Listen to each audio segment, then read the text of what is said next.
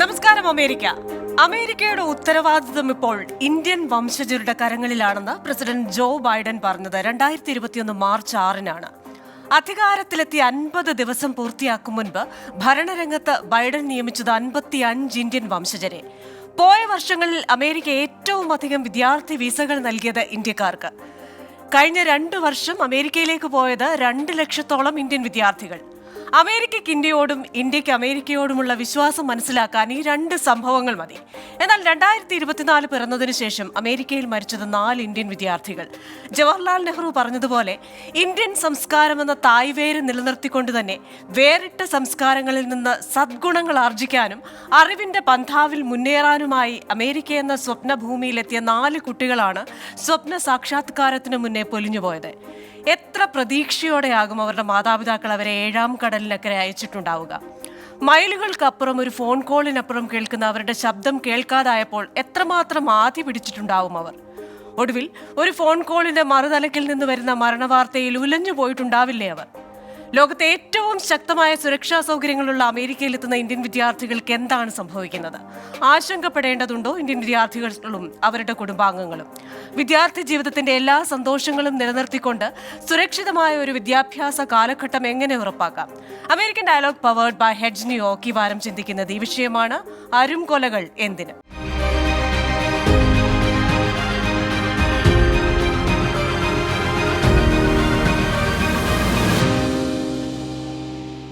ഇന്നത്തെ എന്റെ അതിഥികൾ: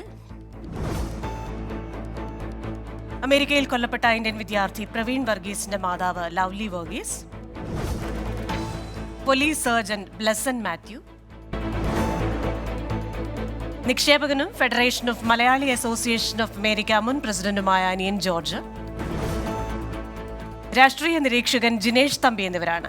എല്ലാ അതിഥികൾക്കും എല്ലാ പ്രേക്ഷകർക്കും American dialogue powered by Hedge ന്യൂയോർക്കിന്റെ ഏറ്റവും പുതിയ എപ്പിസോഡിലേക്ക് സ്വാഗതം. അതിഥികളിലേക്ക് ആദ്യം ശ്രീമതി ലവ്ലി വർഗീസിലേക്കാണ്. ശ്രീമതി ലവ്ലി വർഗീസ് ഇതിനെക്കുറിച്ച് ഏറ്റവും മനസ്സിൽ നിന്ന് സംസാരിക്കാൻ പറ്റുന്ന ഒരു വ്യക്തിയാണ്. വളരെ ദാരുണമായ ഒരു സംഭവത്തിൽ കൂടെ കടന്നുപോയ വ്യക്തിയാണ്. അതുകൊണ്ട് തന്നെ അത് ഓർമ്മിപ്പിക്കുന്നതിൽ എനിക്ക് വ്യക്തിപരമായി വളരെ ഖേദമുണ്ട്. പക്ഷേ ചില കാര്യങ്ങൾ ആ അനുഭവത്തിൽ നിന്ന് പറയുമ്പോൾ ചില മാറ്റങ്ങൾക്ക് അത് കാരണമാകുമെങ്കിൽ അത് നന്നായിരിക്കുമല്ലോ. അന്ന് ഉണ്ടായ സംഭവം, അതിനുശേഷം വരുന്ന ആ കോടതി വിധി ഏറെ ഉലച്ചിട്ടുണ്ടാവില്ലേ? തീർച്ചയായിട്ടും. ഞങ്ങളുടെ നൈറ്റ് മെയർ സ്റ്റാർട്ട് ചെയ്തിട്ട് 10 വർഷമായി. ഈ ഫെബ്രുവരി 13-ാം തീയതിയാണ് 2014 ഫെബ്രുവരി 13-നാണ് ഞങ്ങൾക്ക് മോനെ നഷ്ടമാകുന്നത്. അവൻ വീട്ടിൽ നിന്ന് ഒരു 6 മണിക്കൂർ ദൂരമുള്ള കോളേജിലെ criminal justice major second year student ആയിരുന്നു. അവിടുന്ന് ഞങ്ങൾക്ക് ഒരു ഫോൺ കോളിൽ അവൻ ആ വീക്കെൻഡ് വീട്ടിൽ വന്നിട്ട് പോയി. 2 ദിവസം കഴിഞ്ഞ് വീട്ടിൽ ഞങ്ങളെ വിളിക്കാത്ത ഒരു ദിവസവും ഇല്ല, എന്നും വിളിക്കുമായിരുന്നു. ആ ദിവസവും, അവനെ കാണാതായ ദിവസവും അവൻ ഞങ്ങളെ വിളിച്ചിട്ടാണ് ഈ പാർട്ടിക്ക് പോയത്, അവന്റെ ഫ്രണ്ട്സും കസിനും എല്ലാം കൂടെ. പിറ്റേ ദിവസം ഞങ്ങൾക്ക് വരുന്ന ഒരു ഫോൺ കോളില്, മോനെ മിസ് ചെയ്യുന്നു എന്ന് പറയുന്ന ഒരു ഫോൺ കോളില് ഞങ്ങളുടെ ജീവിതം തലകീഴായിട്ട് മറിഞ്ഞു. 5 ദിവസത്തിന് ശേഷമാണ് അവനെ കിട്ടുന്നത്. അപ്പൊ അന്നത്തെ അവിടുത്തെ മിസ്സിങ് ഒക്കെ എന്തുമാത്രം സീരിയസ് ആയിട്ട് എടുത്തു, കോളേജ് സീരിയസ് ആയിരുന്നോ, പോലീസ് സീരിയസ് ആയിരുന്നോ എന്നൊക്കെ ഞാനിപ്പോഴും ഒരു വിഷമത്തോടെ ഓർക്കുന്ന കാര്യങ്ങളാണ് അതൊക്കെ. മറ്റുള്ള റേസിലുള്ളവർക്ക് കിട്ടുന്ന കൺസിഡറേഷൻ നമുക്ക് കിട്ടിയിട്ടില്ല എന്ന് തീർച്ചയായിട്ടും എനിക്ക് പറയാൻ പറ്റും. അവസാനം ഇവിടുത്തെ ലഫ്റ്റനന്റ് ഗവർണറൊക്കെ ഇൻവോൾവ് ചെയ്തിട്ടാണ് ഗ്ലാഡ്സൺ വർഗീസ് വഴി ഇവിടുത്തെ ലഫ്റ്റനന്റ് ഗവർണറിനെ അറിയിച്ച് അവര് മുഖാന്തരമാണ് ഒരു സന്ദർഭത്തിൽ 2 ദിവസം കഴിഞ്ഞപ്പോൾ സെർച്ച് കംപ്ലീറ്റ് നിർത്തിവെക്കാമെന്നുള്ള ഒരു അവസ്ഥയിൽ പോലീസ് എത്തിയിരുന്നു. അവർക്ക് ലീഡില്ല, നിങ്ങൾ എന്നാ തിരിച്ചു പോകുന്നതെന്ന് എന്നോട് ചോദിച്ചു. ഞാൻ പറഞ്ഞു, ഞങ്ങള് മോനെ കിട്ടാതെ ഒരിക്കലും തിരിച്ചു പോവുകയല്ലെന്ന് പറഞ്ഞു. അപ്പൊ അങ്ങനെ ആ സെർച്ചിലാണ് അവസാനം ഞങ്ങൾ റിവാർഡ് മണിയൊക്കെ ഓഫർ ചെയ്തിട്ടാണ് ഇങ്ങനെ ഒരു ടിപ്പ് കിട്ടിയത്. അത് ഈ കൊന്നയാളിന്റെ കസിൻ തന്നെയാണ് മുന്നോട്ട് വന്നത്. അവനാണ് ഈ പൈസയ്ക്ക് വേണ്ടിയാണ് സ്വന്തം കസിനെ ഒറ്റുകൊടുത്തത്. പക്ഷെ ഇങ്ങനെ ഒരാളാണ് ചെയ്തതെന്ന് അറിഞ്ഞിട്ടും അവനെ അറസ്റ്റ് ചെയ്യുകയോ ഒരു സസ്പെക്റ്റ് ആയിട്ട് വെക്കുകയോ ഒന്നും ചെയ്തില്ല. മോന്റെ ഇഞ്ചുറീസ് കണ്ട് അതിന്റെ അവന്റെ ദേഹത്ത് തല മുതൽ പാദം വരെ 32 ഇഞ്ചുറീസ് ഉണ്ടായിരുന്നു. അപ്പൊ അത് പോലീസ് റിപ്പോർട്ടിൽ എഴുതിയിരുന്നത് 0 ഇഞ്ചുറി എന്നായിരുന്നു. അന്ന് മുതൽ അവനെ അറ്റാക്ക് ചെയ്യാനുള്ള ഒരു ടെൻഡൻസി ആയിരുന്നു അവിടുന്ന് ഉണ്ടായിരുന്നത്. ഡ്രഗ് അഡിക്റ്റ് ആയിരുന്നു, ആൽക്കഹോളിക് ആയിരുന്നു എന്നൊക്കെ. പക്ഷെ അവന്റെ ടോക്സിക്കോളജിയിൽ ഒന്നുമില്ലായിരുന്നു. Zero alcohol, zero drug. പിന്നെ അവന്റെ ഇഞ്ചുറി കണ്ടു കഴിഞ്ഞപ്പോഴാണ് ഞങ്ങൾ ഒരു സെക്കൻഡ് ഓട്ടോപ്സി ചെയ്ത് അവിടുന്നാണ് പിന്നെ നമ്മുടെ തുടക്കം. എൻ്റെ കൂടെ നമ്മുടെ ഇന്ത്യൻ സമൂഹം, മലയാളി കമ്മ്യൂണിറ്റിയെ പറയാതിരിക്കാൻ വയ്യ, എൻ്റെ കൂടെ നിന്നു. മീഡിയാസ്, പിന്നെ ദൈവത്തിന്റെ വലിയൊരു അനുഗ്രഹം. അതിന്റെ എല്ലാം പുറത്താണ് 3 വർഷങ്ങൾക്ക് ശേഷമാണ്, ആദ്യത്തെ 1 വർഷം കഴിഞ്ഞപ്പം ഈ കേസിനകത്ത് ഒന്നും അവനെ അറസ്റ്റ് ചെയ്യാൻ പറ്റില്ല എന്ന് പറഞ്ഞ് സ്റ്റേറ്റ്സ് അറ്റേർണി ഒരു ഉത്തരവ് പുറപ്പെടുവിച്ച് കേസ് ക്ലോസ് ചെയ്തു. പക്ഷേ പബ്ലിക്കിന്റെ പ്രഷർ കാരണം ഒരു സ്പെഷ്യൽ പ്രോസിക്യൂട്ടറെ അപ്പോയിന്റ് ചെയ്ത് അങ്ങനെയാണ് കേസ് പിന്നെ ഇൻവെസ്റ്റിഗേറ്റ് ചെയ്ത് ഈ പറയുന്ന ആളിനെ അറസ്റ്റ് ചെയ്തു. പിറ്റേ വർഷം കേസ് ട്രയലിൽ പോയി. ജൂറി അവനെ ഗിൽറ്റി എന്ന് വേർഡിക്റ്റ് വന്നു. 3 മാസം അവൻ ജയിലിൽ കിടന്നു. പക്ഷെ അവനെ സെന്റൻസ് ചെയ്യുന്ന അന്ന് അവൻ 20 വർഷം മുതൽ 60 വർഷം വരെയായിരുന്നു അവന്റെ സെന്റൻസിങ്. എത്ര വർഷം എന്നുള്ളത് അത് മാത്രം ആ ജഡ്ജി പറഞ്ഞാൽ മതിയായിരുന്നു. പക്ഷെ ആ ദിവസം എന്ത് സംഭവിച്ചു എന്നുള്ളത് എനിക്ക് ഇപ്പോഴും അറിയില്ല. ഒരു നോയിങ്ലി എന്നുള്ള ഒരു വേർഡ് ചാർജ് ഷീറ്റില്, നോയിങ്ലി എന്ന് പറയുന്ന ഒരു വേർഡ് ഒരു കോമയ്ക്ക് ശേഷം വന്നു. ആ കോമ ജൂറിയെ കൺഫ്യൂസ് ചെയ്തിട്ടുണ്ടായിരിക്കും എന്ന് പറഞ്ഞ അവനെ വെറുതെ വിട്ടു. പുതിയ ട്രയലിന് ഓർഡർ ചെയ്തു. അതാണ് ഞങ്ങളുടെ അവസ്ഥ ഇപ്പൊ. ശരി, ശ്രീ ബ്ലെസൻ മാത്യു, ഏറെ ഓമനിച്ച് വളർത്തിക്കൊണ്ടുവന്ന ഒരു മകനെ നഷ്ടപ്പെട്ട ഒരു അമ്മയുടെ വാക്കുകളാണ് നമ്മൾ കേട്ടത്. നമുക്കറിയാം എത്രത്തോളം നമുക്ക് അത് മനസ്സിലാക്കാനാവും എനിക്കറിയില്ല. കാരണം ആ ഒരു ഫോൺ കോളിനപ്പുറം ആ മകൻ്റെ മരണവാർത്ത അറിയുന്ന ഒരു അമ്മ, ആ അമ്മയുടെ മാനസികാവസ്ഥ അന്ന് മുതൽ ഇന്ന് വരെ എനിക്ക് തോന്നുന്ന ഒരു പകുതി മരിച്ച അവസ്ഥയിലായിരിക്കും ആ അമ്മ. ഇതേപോലെയാണല്ലോ ഇപ്പോൾ മരിച്ച വിദ്യാർത്ഥികളുടെ അമ്മമാരും. പ്രത്യേകിച്ച് നമ്മുടെ ഇന്ത്യയിലെ കുഞ്ഞുങ്ങളെ നമ്മൾ കാര്യങ്ങൾ ഷെയർ ചെയ്യണം, മറ്റുള്ളവർക്ക് പങ്കുവെക്കണം എന്നൊക്കെ പഠിപ്പിച്ചാണ് വളർത്തുന്നത്. ഇത് സഹായിക്കാൻ പോയ ഒരു വിദ്യാർത്ഥിയാണ് അത്രയും മൃഗീയമായി ചുറ്റിക കൊണ്ട് അടിച്ചു കൊല്ലപ്പെട്ടത്. എന്താണ് സംഭവിക്കുന്നത്? പോലീസിന്റെ ഭാഗത്തു നിന്ന് എന്താണ് ഈ കാര്യങ്ങളെ നോക്കിക്കാണുമ്പോൾ ബ്ലസ്സിന് തോന്നുന്നത്? തീർച്ചയായും നമ്മൾക്ക് എല്ലാവർക്കും അറിയാവുന്നത് പോലെ തന്നെ കഴിഞ്ഞ കുറച്ച് വർഷങ്ങളായി അമേരിക്കയിൽ crime and gun violence and mental health issues വളരെയധികം കൂടി വന്നിരിക്കുന്ന ഒരു കാലഘട്ടമാണ്. എന്നാൽ അടുത്ത ഇടയിൽ ഈ 2024 തന്നെ അതിദാരുണമായ 3-4 മർഡർ, ഇപ്പം വിവേകിന്റെ ബ്രൂട്ടലായുള്ള മർഡർ ആൻഡ് അതുപോലെ തന്നെ നീലിന്റെ സസ്പീഷ്യസ് ആയിട്ടുള്ള ഡെത്ത്, ഇങ്ങനെയുള്ള ഈ കാര്യങ്ങൾ നമ്മുടെ അമേരിക്കയിലും ഇന്ത്യയിലുമുള്ള ഇന്ത്യൻ കമ്മ്യൂണിറ്റിയെ മൊത്തത്തിൽ ആടി ഉലച്ചിരിക്കുന്ന 1-2 സംഭവങ്ങളാണ്. ഇപ്പോൾ നമുക്ക് പ്രവീണിന്റെ മമ്മി പറഞ്ഞതുപോലെ തന്നെ അത് ഒരിക്കലും അത് എന്ത് ചെയ്ത് എന്ന് പറഞ്ഞാൽ പോലും അതൊരിക്കലും നമ്മുടെ ഇന്ത്യൻ കമ്മ്യൂണിറ്റിയെ വിട്ടുമാറാത്ത ഒരു മുറിവ് തന്നെയാണ്. ഈ നമ്മുടെ ഇന്റർനാഷണൽ സ്റ്റുഡൻസിന്റെ സേഫ്റ്റി എന്ന് പറയുന്നത് it's A shared responsibility. I truly believe that. അതിന് നമ്മുടെ community leaders, law enforcement agencies and നമ്മുടെ പൊളിറ്റിക്കൽ സൈഡ് ചെയ്യുന്ന, അതുപോലെ തന്നെ നമ്മുടെ മീഡിയ, നമ്മളെല്ലാം കൂടെ ഒരുമിച്ച് നിന്ന് വർക്ക് ചെയ്തെങ്കിൽ മാത്രമേ ഇത് നമുക്കൊരു ഇംപ്രൂവ്മെന്റ് ചെയ്യാൻ കഴിയത്തുള്ളൂ. സംഭവിച്ച കാര്യങ്ങൾ നമുക്ക് ഒന്നും ചെയ്യാൻ പറ്റിയില്ല, അത് വന്നുപോയി എങ്കിൽ ഇനി മുന്നോട്ട് നമുക്ക് അതിന് തീർച്ചയായും അതിനൊരു വ്യത്യാസം വരുത്താൻ നമ്മളെല്ലാവരും കൂടെ ശ്രമിച്ചാൽ തീർച്ചയായും സംഭവിക്കുന്ന കാര്യമാണ്. പണ്ടത്തെ സാഹചര്യമല്ല ഇപ്പോൾ നമ്മുടെ അമേരിക്കയിലുള്ള മലയാളി കമ്മ്യൂണിറ്റിക്കും ഇന്ത്യൻ കമ്മ്യൂണിറ്റിക്കും. നമ്മുടെ തന്നെ ആൾക്കാർ വളരെയധികം നല്ല പൊസിഷനിൽ പൊളിറ്റീഷ്യൻസ് ആയിട്ട് ലോ എൻഫോഴ്സ്മെന്റ് ഏജൻസിയിലാണ്, അതുപോലെ തന്നെ മീഡിയ സൈഡിൽ ഉണ്ട്. So we can utilize them and we can make things better. And ഒരു കാര്യം ഞാൻ ഈ സാഹചര്യത്തിൽ ഞാൻ നമ്മുടെ ഇന്റർനാഷണൽ സ്റ്റുഡൻസിന്റെ പേരൻസിനും സ്ട്രെസ്സിലായിരിക്കുന്ന ഫ്യൂച്ചർ പ്രോസ്പെക്റ്റിനും വേണ്ടി ഞാൻ പറയാം, മറ്റുള്ള കമ്പയർഡ് ടു മറ്റുള്ള ഇന്റർനാഷണൽ സ്റ്റുഡൻസിനെ അക്സെപ്റ്റ് ചെയ്യുന്ന കൺട്രിയെ വെച്ച് നോക്കുമ്പോൾ അമേരിക്ക ഇപ്പോഴും ഒരു പോപ്പുലർ പ്ലേസും മോസ്റ്റ് വെൽക്കമിംഗ് പ്ലേസും തന്നെയാണ്. ശ്രീ അനിയൻ ജോർജ്, ഈ കുടിയേറ്റ ജനതയെ ഇത്രയധികം സ്നേഹത്തോടും കരുതലോടും കൂടെ സ്വീകരിക്കുന്ന മറ്റൊരു രാജ്യമുണ്ടോ എന്ന് സംശയമാണ്. ഏറ്റവും മികച്ച യൂണിവേഴ്സിറ്റികളിൽ പഠനം നടത്തുന്നതിന് ഏറ്റവും അധികം വിദ്യാർത്ഥികൾ പോകുന്നതും ഇന്ത്യയിൽ നിന്നാണ്. അപ്പോൾ അമേരിക്ക മികച്ച തലച്ചോറുകളെ ആദരിക്കുന്നുണ്ട്, അവരെ സ്വീകരിക്കുന്നുണ്ട്. പക്ഷേ അത്രയും വിശ്വാസത്തിൽ അവിടെ ചെല്ലുമ്പോൾ ജീവൻ നഷ്ടപ്പെടുന്നു എന്ന് പറയുന്നത്, അത് ഇപ്പം ഈ ഒരു 1-1.5 മാസത്തിൽ 4 പേർക്ക് ജീവൻ നഷ്ടപ്പെടുന്നു. പല കാരണങ്ങൾ കൊണ്ടാണ്. കൊലപാതകം 2 ഉള്ളത്. അപ്പോൾ എന്തായിരിക്കാം ഇതിന് കാരണം? ക്രിസ്റ്റീന, ഇപ്പം നമ്മള് ഈ ലോകം മുഴുവൻ ഒരമ്മയുടെ രോദനം കേട്ടുകൊണ്ടിരിക്കുകയാണ്. കാരണം ആ അമ്മ പറഞ്ഞ കാര്യങ്ങള് വളരെ നിങ്ങളൊന്ന് അതിലോട്ടൊന്ന് കടന്നു നോക്കിയേ. അവിടെ ഒരു കൊലപാതകം നടന്നിട്ട് പോലും ആളിനെ ചൂണ്ടിക്കാണിച്ചു കൊടുത്തിട്ടും ആ പ്രതി, ആ കുറ്റം ചെയ്ത ആള് ഇപ്പോഴും വളരെ ഫ്രീ ആയിട്ട് സമൂഹത്തിൽ നടക്കുന്നു. അപ്പൊ തീർച്ചയായിട്ടും നമ്മുടെ അമേരിക്കയില്, ഞാനിപ്പം മറ്റ് കാര്യങ്ങളിലേക്ക് കടക്കുന്നില്ല, അമേരിക്കയെ സംബന്ധിച്ചിടത്തോളം കുടിയേറ്റ നിയമത്തില് ഒരു സമൂലമായ ഒരു മാറ്റം അഴിച്ച് പണിയേണ്ട സമയം കഴിഞ്ഞിരിക്കുന്നു. ഞങ്ങളൊക്കെ സംബന്ധിച്ചിടത്തോളം ഇവിടെ ജോലി ചെയ്ത് ജീവിതം അങ്ങോട്ടും ഇങ്ങോട്ടും ഒന്ന് കൂട്ടിമുട്ടിക്കാൻ വേണ്ടിയുള്ള ശ്രമമാണ്. ഏകദേശം 35% ടാക്സ് ഗവൺമെന്റിന് കൊടുത്തിട്ട് അവസാനം ഒരു വെക്കേഷൻ കഴിയുമ്പോൾ ഞങ്ങളുടെ കയ്യിലൊന്നും പൈസയില്ല. അപ്പോൾ മറുവശത്ത് മെക്സിക്കൻ ബോർഡർ, അതോടൊപ്പം തന്നെ അരിസോണ ബോർഡർ, അതിലൂടെ ഒരു ദിവസം അമേരിക്കയിലേക്ക് കടന്നെത്തുന്ന സംഖ്യ എന്ന് പറയുന്നത് 10,000 ആൾക്കാരാണ്. അൺഅക്കമ്പനീഡ് ആയിട്ടുള്ള ചിൽഡ്രൻ ഉണ്ട്, ഫാമിലി ഉണ്ട്, ഒറ്റയ്ക്ക് വരുന്നവരുണ്ട്. ഇപ്പോഴ് ഏകദേശം ഒരു അവ്യക്തമായ ഒരു കണക്കാണ്, 11 മില്യൺ ഇല്ലീഗൽ എമിഗ്രൻസ് ആണ് അമേരിക്കയിലുള്ളത്. അപ്പോൾ അമേരിക്കയിൽ ഈ വന്നവരെ ഇത് നെല്ലും പതിരും തിരിച്ചറിയാനായിട്ട് നമുക്ക് പറ്റുന്നില്ല. വളരെ വേദനയോട് തന്നെ ഞാൻ പറയട്ടെ, വിവേക് എന്ന ആ വിദ്യാർത്ഥി ഒരു ഹോംലെസ് പേഴ്സണ് അഭയം കൊടുത്തതാണ്. എന്നിട്ട് ആള് ചുറ്റിക്കൊണ്ട് അടിച്ചു കൊല്ലുന്ന ഒരു ദയനീയ സംഭവമാണ്. ഇവിടെ നമ്മൾ സമൂലമായ മാറ്റങ്ങൾ വരുത്തണം. കാരണം ഞാന് ബൈഡനെ, നമ്മുടെ അമേരിക്കൻ പ്രസിഡന്റ് ബൈഡനെ കുറ്റം പറയുകയല്ല. ട്രംപ് ഇരുന്ന കാലത്ത് കുടിയേറ്റ നിയമങ്ങളിൽ ശക്തമായ തീരുമാനങ്ങളും പല കാര്യങ്ങളും ചെയ്തപ്പോൾ ഇപ്പോൾ നമ്മൾ കാണുന്നത് ടെക്സസിൽ വരുന്ന ഇല്ലീഗൽ എമിഗ്രൻസിനെ ബസ്സിൽ കയറ്റി മെട്രോപൊളിറ്റൻ നഗരമായ ഫിലാഡൽഫിയ, അതോടൊപ്പം തന്നെ ന്യൂയോർക്ക്, വാഷിങ്ടൺ തുടങ്ങിയ എല്ലായിടത്തേക്കും ഡംപ് ചെയ്യുകയാണ്.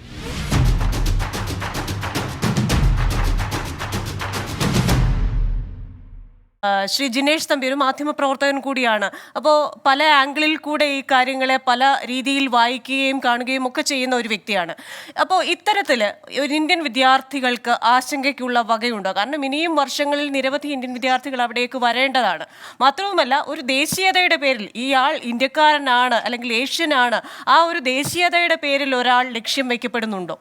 നമ്മളിപ്പോൾ അമേരിക്കയിലെ ഇന്റർനാഷണൽ സ്റ്റുഡൻസിന്റെ കണക്കെടുത്ത് നോക്കുമ്പോൾ 35% ഇൻക്രീസ് ആണ് ഇന്ത്യയിൽ നിന്നുള്ള ഇന്റർനാഷണൽ സ്റ്റുഡൻസിന് കഴിഞ്ഞ വർഷം അമേരിക്കയിൽ രേഖപ്പെടുത്തിയത്. അതായത് ആകമാന കണക്ക് നോക്കുമ്പോൾ 12% ഇന്റർനാഷണൽ സ്റ്റുഡൻസിന്റെ വരവിൽ വർധന ഉണ്ടായപ്പോൾ ഇന്ത്യയിൽ നിന്നുള്ളത് 35%. അത് അൺപ്രസിഡന്റഡ് ആണ്. അത് നമ്മൾ ഇതുവരെ കേട്ടുകേൾവില്ലാത്ത ഒരു വർധനയാണത്, ഇന്റർനാഷണൽ സ്റ്റുഡൻസ് ഫ്രം ഇന്ത്യ എന്നുള്ളത്. പിന്നെ അമേരിക്കൻ പ്രസിഡന്റ് ബൈഡൻ, ക്രിസ്റ്റീന മുമ്പ് സൂചിപ്പിച്ചതുപോലെ, വളരെ പ്രശസ്തമായിട്ടുള്ള ഒരു പ്രഖ്യാപനം നടത്തുകയുണ്ടായി. അതായത് ബൈഡൻ പറഞ്ഞു, Indians of American origin or rather from India, they are taking over America. Vice president ബൈഡന്റെ പ്രസംഗം എഴുതുന്നയാള് ഇവരെല്ലാവരും ഇന്ത്യൻ ഒറിജിനാണ്.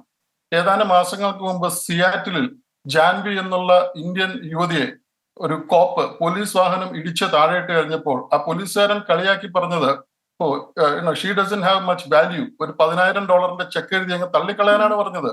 അതുപോലെ തന്നെ കഴിഞ്ഞ വർഷം വാഷിംഗ്ടണിൽ കോൺഗ്രസ് വുമൺ പ്രമീള ജയ്പാൽ അവരുടെ വീടിന് മുമ്പിൽ വന്നിട്ട് വിളിച്ചു പറഞ്ഞത് go back to India Congress woman എന്നാണ്.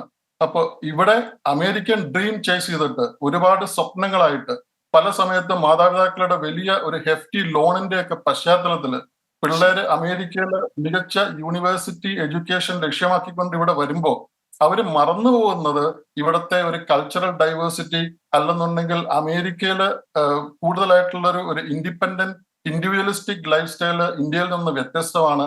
പലപ്പോഴും കൾച്ചറൽ ഡൈവേഴ്സിറ്റീസിന് ഒക്കെ ഇന്ത്യക്കാര് ഒരു ഡിഫറൻസ് വലിയ രീതിയിൽ ഫേസ് ചെയ്യാറുണ്ട്. എന്തായാലും US ഡിപ്പാർട്ട്മെന്റ് ഓഫ് സ്റ്റേറ്റ് ഇന്ത്യയിലെ 6 മെട്രോപൊളിറ്റൻ സിറ്റീസിൽ അമേരിക്ക ഉൾപ്പെടെയുള്ള ഫോറിൻ രാജ്യങ്ങളിലേക്ക് വരുന്ന വിദ്യാർത്ഥികൾക്കായിട്ട് പഠന ക്ലാസ്സുകൾ ലഭ്യമാക്കുന്നുണ്ട്. ചൈനീസ് സ്റ്റുഡൻസ് അമേരിക്കയിൽ വരുമ്പോൾ അവരുടെ കോൺസുലേറ്റിൽ പോയിട്ട് പേര് രജിസ്റ്റർ ചെയ്യാറുണ്ട്. പക്ഷെ ഇന്ത്യൻ സ്റ്റുഡൻസ് ഇപ്പോഴും അങ്ങനെ കോൺസുലേറ്റിലോ ഇന്ത്യൻ എംബസിയിലോ പോയിട്ട് പേര് രജിസ്റ്റർ ചെയ്യുന്ന കാര്യത്തിലോ, അല്ലെന്നുണ്ടെങ്കിൽ US സ്റ്റേറ്റ് ഡിപ്പാർട്ട്മെന്റ് നടത്തുന്ന പഠന ക്ലാസ്സുകളിലോ വേണ്ട വിധത്തിലുള്ള ഒരു ശ്രദ്ധയോ ഇല്ലെങ്കിൽ ഒരു ഡിലിജൻസോ അങ്ങനെയുള്ള പഠന ക്ലാസ്സുകൾ അറ്റൻഡ് ചെയ്യാനായിട്ട് കാണിക്കുന്നുണ്ടോ എന്നുള്ള കാര്യത്തിൽ സംശയമാണ്. ശ്രീമതി ലവ്ലി വർഗീസ്, ഇപ്പോൾ ഈ പാനലിൽ ഇരിക്കുന്ന 3 സഹ പാനലിസ്റ്റുകളും ഞാനുമൊക്കെ ഞങ്ങൾക്കൊക്കെ ഇതൊക്കെ കണ്ടും കേട്ടും മാത്രം പരിചയമുള്ളതാണ്. പക്ഷേ അനുഭവത്തിൽ നിന്ന് നമ്മൾ പഠിക്കുന്ന ചില പാഠങ്ങളുണ്ട്. അപ്പോൾ ഇനിയുള്ള വിദ്യാർത്ഥികൾക്കും അവരുടെ മാതാപിതാക്കൾക്കും ഈ ഒരു അനുഭവത്തിൽ നിന്ന് പറഞ്ഞു കൊടുക്കാൻ എന്തെങ്കിലും ചിലത് കാണുമല്ലോ. ഇന്ത്യൻ കോൺസുലേറ്റിൽ രജിസ്റ്റർ ചെയ്യുന്ന കാര്യം പറഞ്ഞു. അത് അത്യാവശ്യമായിട്ടും ചെയ്തിരിക്കേണ്ട ഒരു കാര്യമാണെന്നാണ് എനിക്ക് തോന്നുന്നത്. ഞാൻ ഇതൊക്കെ കേൾക്കുന്നുണ്ട്. ഈ നമ്മുടെ കുഞ്ഞുങ്ങളൊക്കെ പഠിക്കാൻ ഒത്തിരി മിടുക്കര് പിള്ളേരാണ്. അപ്പൊ അതിനൊരു പുറകിൽ ഇങ്ങനെ എന്തെങ്കിലുമൊക്കെ സംഭവം നടക്കുമ്പം നമ്മൾ ആദ്യം ചിന്തിക്കുന്നത് അവരെ ടാർഗറ്റ് ചെയ്തതാണോ? അപ്പൊ അതിന് പിന്നെ ഒരു അന്വേഷണം നടത്താൻ, ഇങ്ങനെ ഒരു സംഭവം നടന്നു കഴിയുമ്പോ ഇപ്പൊ ഞങ്ങൾ ഇവിടെ ജീവിക്കുന്നത് കൊണ്ട് ഞങ്ങൾക്ക് അതിന്റെ പുറകെ പോകാന് നമുക്ക് അതിനുള്ള ഒരു മെന്റൽ കപ്പാസിറ്റി ഉണ്ടായിരുന്നു. നമുക്ക് നമ്മുടെ കമ്മ്യൂണിറ്റി കൂടെ നിന്നു. പക്ഷെ ഈ കുഞ്ഞുങ്ങളൊക്കെ ഒറ്റയ്ക്കായിരിക്കുമ്പം ആരും അതൊന്നും, പിന്നെ ഒരു ദിവസം ഒരു ലോക്കൽ ന്യൂസിൽ ഒരു 30 സെക്കൻഡ് ന്യൂസ് വരുന്നതല്ലാതെ പിന്നെ അതൊരു നാഷണൽ ന്യൂസ് ആയിട്ട് വരാനോ ഒന്നും ഇവിടെ യാതൊരു ചാൻസും ഇല്ല. അപ്പൊ അതിനു വേണ്ടിയിട്ട് എൻ്റെ ഒരു ആഗ്രഹം, നാഷണൽ ലെവലില് ഈ പേരൻസിന്, ഇങ്ങനെ പറ്റുന്ന പേരൻസിനെ ഒന്ന് കോണ്ടാക്ട് ചെയ്യാൻ അമേരിക്കയിൽ ഒരു സിസ്റ്റം ഉണ്ടാക്കിയെടുക്കുക. അത് നമ്മുടെ കമ്മ്യൂണിറ്റി ആയിട്ട് ചെയ്യേണ്ട അത്യാവശ്യമുള്ള ഒരു കാര്യമാണ്.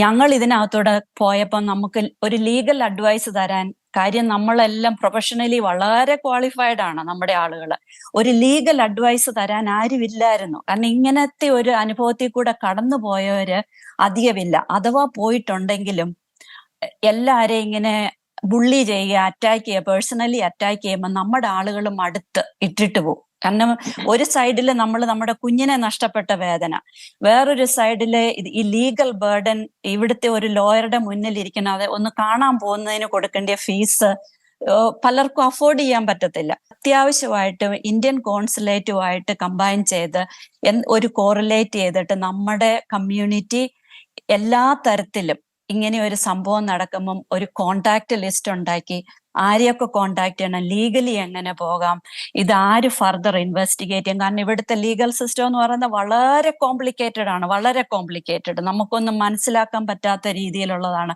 അതിനകത്ത് ചെന്ന് കഴിയുമ്പോഴേ പിന്നെ ചെല്ലുന്നവർ 2 സ്റ്റെപ്പ് മുന്നോട്ട് എടുത്തു വെക്കുമ്പോൾ അവർ 4 സ്റ്റെപ്പ് നമ്മളെ വലിച്ച് പുറകോട്ടിടും. എനിക്ക് തോന്നുന്നു അവർക്ക് എന്തൊക്കെയോ ഒരു ഐഡിയ ഉണ്ടെന്ന് തോന്നുന്നു. നമ്മളെ ഒന്ന് കളിയാക്കിയാൽ അല്ലെങ്കിൽ നമ്മളെ ഒന്ന് ബുള്ളി ചെയ്താൽ നമ്മൾ ഇട്ടിട്ട് പോകുമെന്നുള്ള ഒരു ധാരണ ഉണ്ട്. എൻ്റെ അനുഭവത്തിൽ നിന്ന് ഞാൻ പറയുന്നതാണ് അങ്ങനെ. അപ്പൊ ഈ 10 വർഷം കൊണ്ട് ഞാൻ പഠിച്ച പാഠങ്ങളാണ് ഇതൊക്കെ. അപ്പൊ അങ്ങനെ ആ ഒരു റിക്വസ്റ്റ് ആണ് എനിക്ക് ഇന്ത്യൻ കമ്മ്യൂണിറ്റിയിലെ ലീഡേഴ്സ് ആയിട്ട്, ഇപ്പൊ അനിയനെ പോലെയുള്ള, അനികുഞ്ഞിനെ പോലെയുള്ളയൊക്കെ ലീഡേഴ്സിനോട് എനിക്ക് പറയാനുള്ളത്.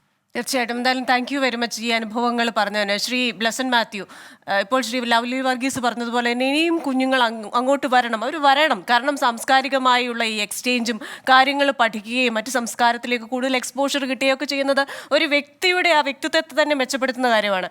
ശ്രീ ദിനേശ് തമ്പി ചൂണ്ടിക്കാട്ടിയ ചില കാര്യങ്ങളുണ്ട്. നമ്മുടെ ഇവിടുത്തെ ഒരു വിദ്യാഭ്യാസ സമ്പ്രദായം, ഇവിടുത്തെ രീതികൾ, അതൊക്കെ തികച്ചും വിഭിന്നമാണ് അമേരിക്കയിൽ നിന്ന്. അപ്പോൾ ഈ കുട്ടി അവിടെ പഠിക്കണം എന്നുള്ള ആഗ്രഹം, ആ യൂണിവേഴ്സിറ്റിയെക്കുറിച്ച് എന്തെങ്കിലുമൊക്കെ സെർച്ച് ചെയ്യുമായിരിക്കും, സിലബസ് നോക്കുമായിരിക്കും. പക്ഷേ എങ്ങനെയാണ് മനസ്സുകൊണ്ടും ആത്മാവ് കൊണ്ടും ഒക്കെ അമേരിക്കയിൽ ജീവിക്കാൻ പറ്റുന്നത്, അതുമായി താതാത്മ്യം പ്രാപിക്കാൻ പറ്റുന്നത്, ആ രീതിയിൽ ഒരു ഗൈഡൻസ് പലർക്കും കിട്ടുന്നില്ല എന്ന് തോന്നുന്നു. അപ്പോൾ ഏത് രീതിയിലാണ് ഒരു ഇന്ത്യൻ വിദ്യാർത്ഥി അവിടെ വരുമ്പോൾ തയ്യാറെടുക്കേണ്ടത് മാനസികമായി?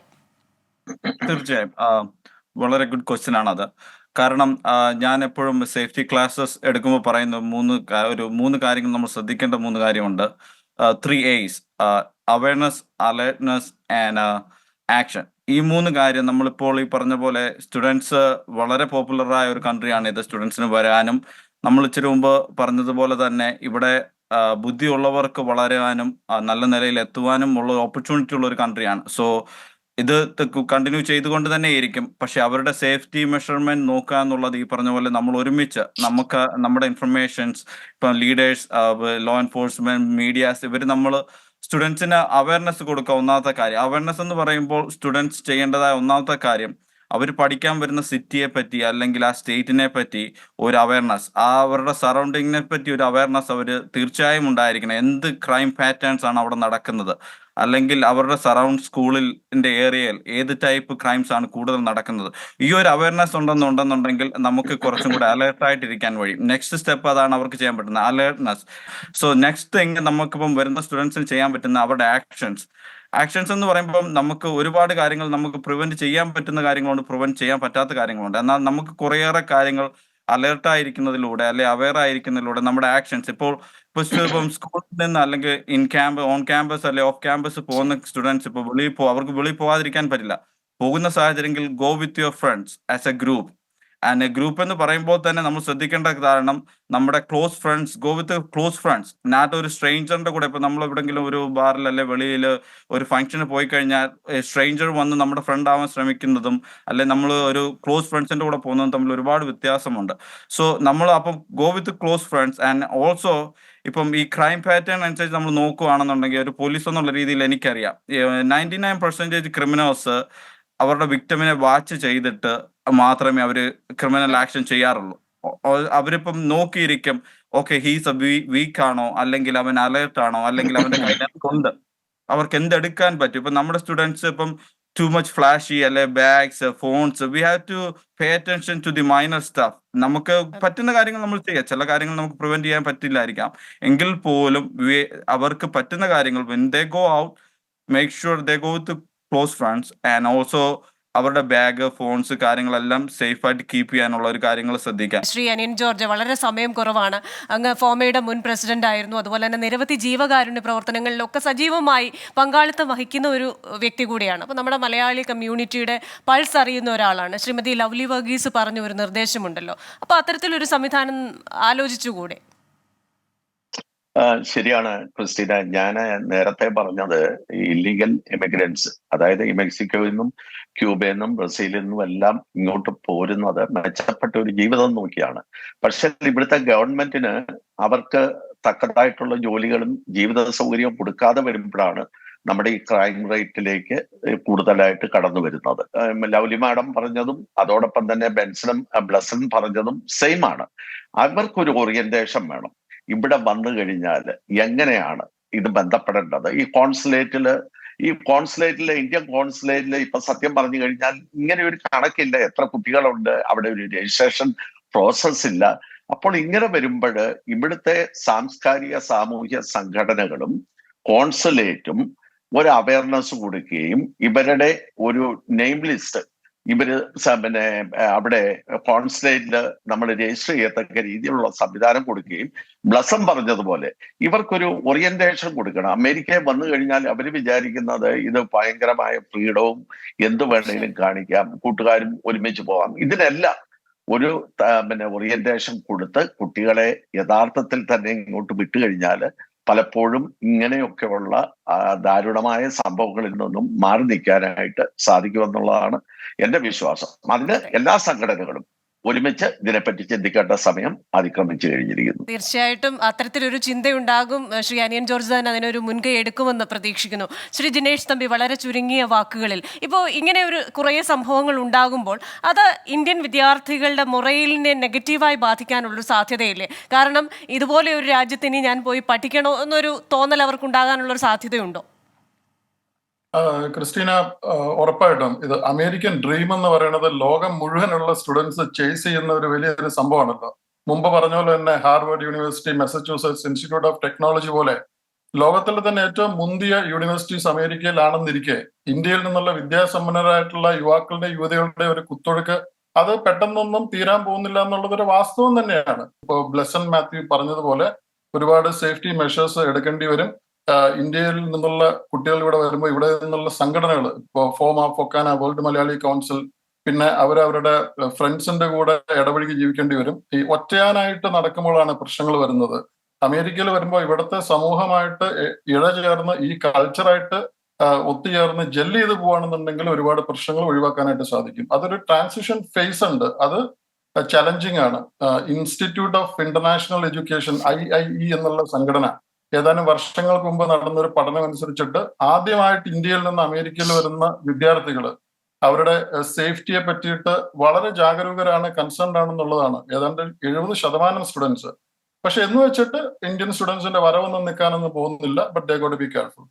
ശരി, എന്തായാലും വളരെ നന്ദി. ഇനി ഒരു അമ്മയുടെയും അല്ലെങ്കിൽ അച്ഛൻ്റെയും ഫോണിലേക്ക് ഇതുപോലെ ഒരു മരണവാർത്ത എത്താതിരിക്കട്ടെ. ഈ പറയുന്നത് പോലെ ഓരോ കുഞ്ഞിനെയും പഠിക്കാൻ അയച്ച ശേഷം ആദ്യം പിടിച്ചു വീട്ടിലിരിക്കേണ്ട ഒരു സാഹചര്യം ഇല്ലാതാകട്ടെ. തീർച്ചയായും മലയാളി സംഘടനകൾക്കും അതിലൊരു പങ്ക് വഹിക്കാനുണ്ട് എന്ന് ഞാൻ വിശ്വസിക്കുന്നു. വളരെ നന്ദി ഈ ചർച്ചയിൽ പങ്കെടുത്തതിന്. പ്രത്യേകിച്ച് ശ്രീ ലവ്ലി വർഗീസ്, കടന്നുപോയ ആ കണ്ണീരനുഭവങ്ങൾ ഒരിക്കൽ കൂടി ഓർത്തെടുത്തു. അത് ഓർപ്പിച്ചതിൽ എനിക്ക് ഖേദമുണ്ട്. പക്ഷേ അത് കേൾക്കുമ്പോൾ നിരവധി പേർക്ക് അതൊരു പ്രചോദനവും ഒരു മുന്നറിയിപ്പും ഒക്കെ ആയിരിക്കും. Thank you very much Shri Blesson Mathew, Shri Aniyan George, Shri Jinesh Thampi. എന്തായാലും മികച്ച തലച്ചോറുള്ള ഒരു രാജ്യമാണ് ഇന്ത്യ. മികച്ച യൂണിവേഴ്സിറ്റികളും പഠന സൗകര്യങ്ങളുമുള്ള ഒരു രാജ്യമാണ് അമേരിക്ക. അപ്പോൾ ഈ രണ്ട് രാജ്യങ്ങളും തമ്മിലുള്ള ഒരു പാലം അത് വളരെ ഭംഗിയായി മുന്നോട്ട് പോകട്ടെ. നിരവധി ഇന്ത്യൻ വിദ്യാർത്ഥികൾ ഇനിയും അമേരിക്കയിലെ മികച്ച യൂണിവേഴ്സിറ്റികളിൽ പോയി പഠനം നടത്തട്ടെ, മികച്ച ജീവിത രീതികൾ കണ്ടെത്തട്ടെ. American dialogue powered by Hedge ന്യൂയോർക്കിന്റെ എപ്പിസോഡ് ഇവിടെ പൂർണ്ണമാകുന്നു. അടുത്തയാഴ്ച മറ്റൊരു വിഷയവുമായി വീണ്ടും കാണാം. Till then stay safe.